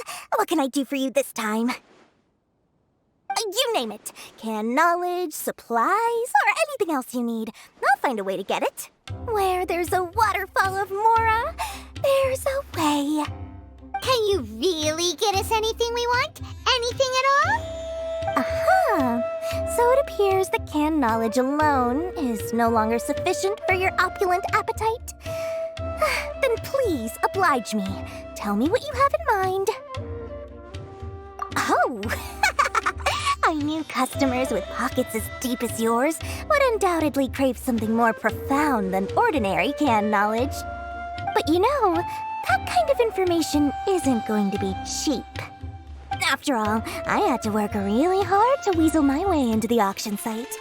Not to mention that if anyone found out that I was the leaker, I would be in big, big trouble. But how can we be sure your information is accurate. Paimon's curious how you just happen to have this kind of info the moment we need it.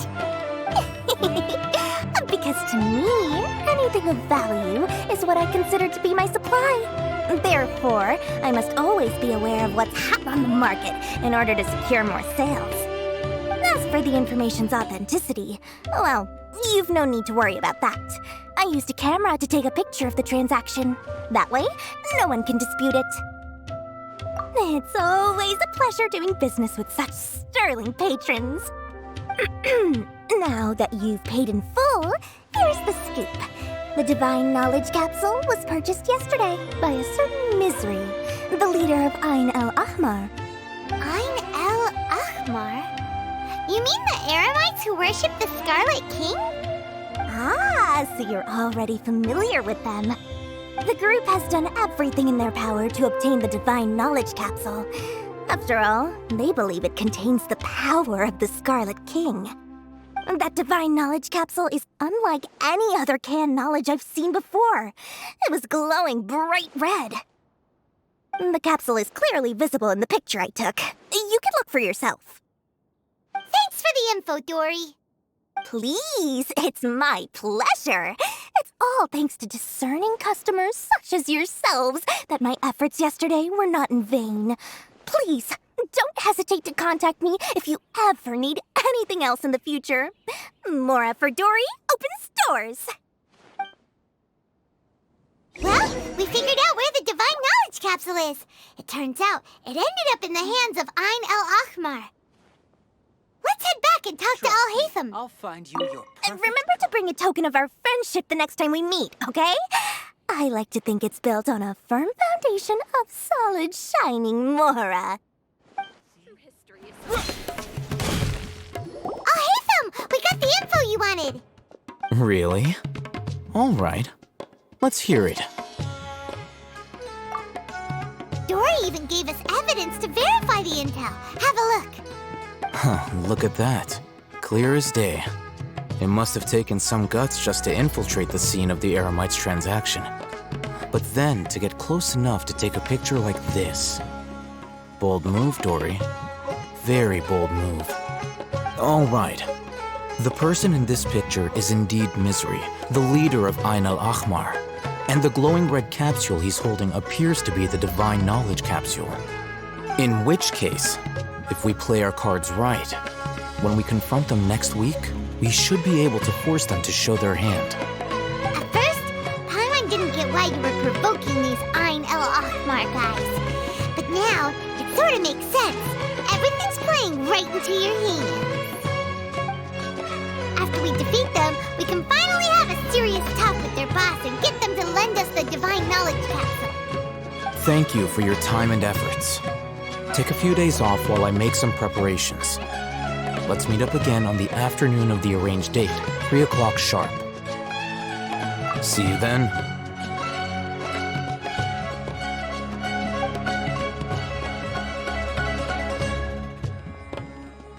Al-Haytham sure is taking his time.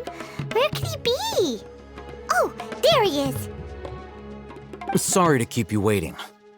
Let's head to the pier in front of Pharos Lighthouse. Yep, let's go.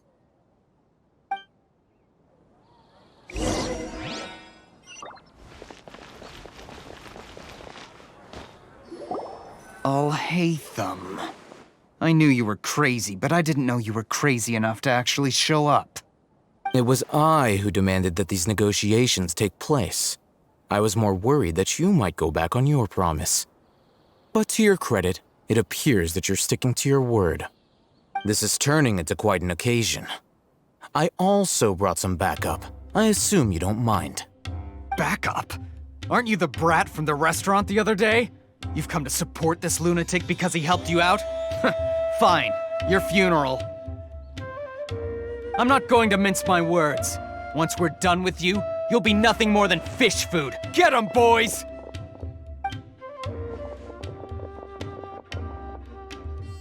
Uh-oh, here they come. Good luck, you two. That's close enough. Teamwork is dreamwork! Germinate! Clouds high. The birds call. Game's up. Time's over. Quietly now. You won this. Academia scum!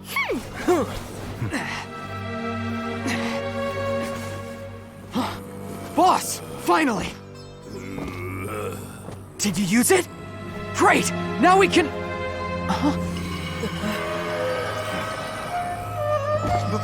Boss? Boss!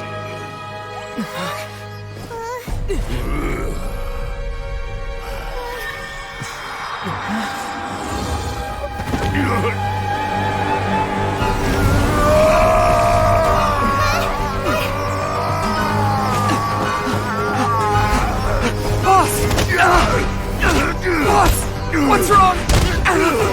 What happened to him?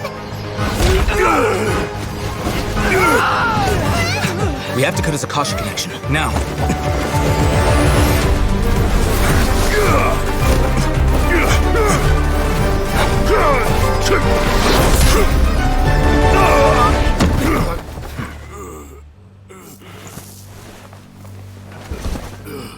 Target acquired! Arrest him!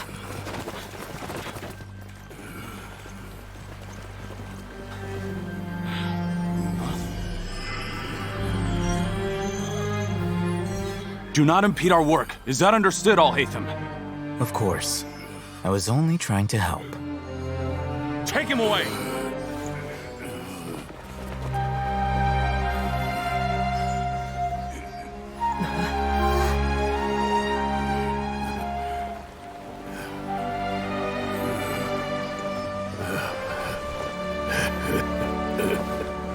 World, forget me.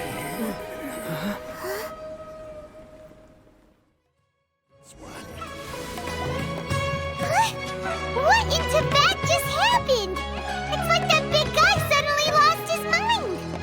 It looks like he used the Divine Knowledge Capsule. You mean the Divine Knowledge Capsule did that to him? Oh, yeah.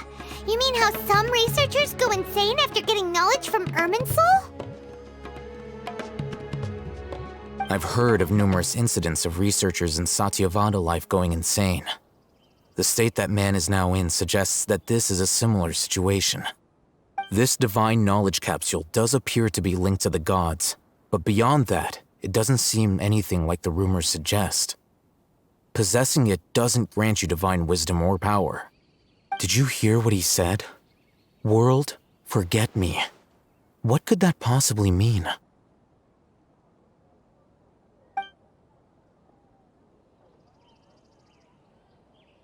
If the mantra took him away, then that means the Academia got the Divine Knowledge Capsule back, too.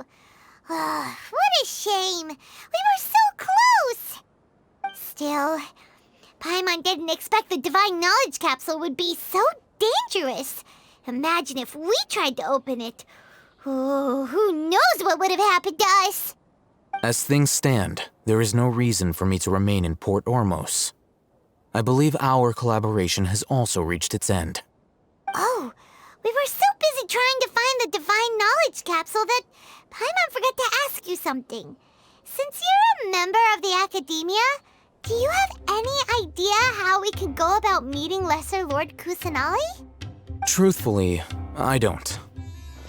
Lesser Lord Kusanali appears to exist outside of Sumeru's entire administration. Most of the time, you wouldn't know she exists at all. Moreover, since the Academia possesses the Akasha, a symbol of our deity's wisdom, scholars have no reason to desire to make contact with the deity herself anyway. Everything about Lesser Lord Kusanali is such a mystery! I'm heading back to the Academia. How about you two? It's almost the day of the Sub-Zero's festival. Maybe we should head back too. We've been rushed off our feet over the past few days, so maybe a little rest and relaxation will do us good. Then we'll part ways here, Al-Haytham, until we meet again.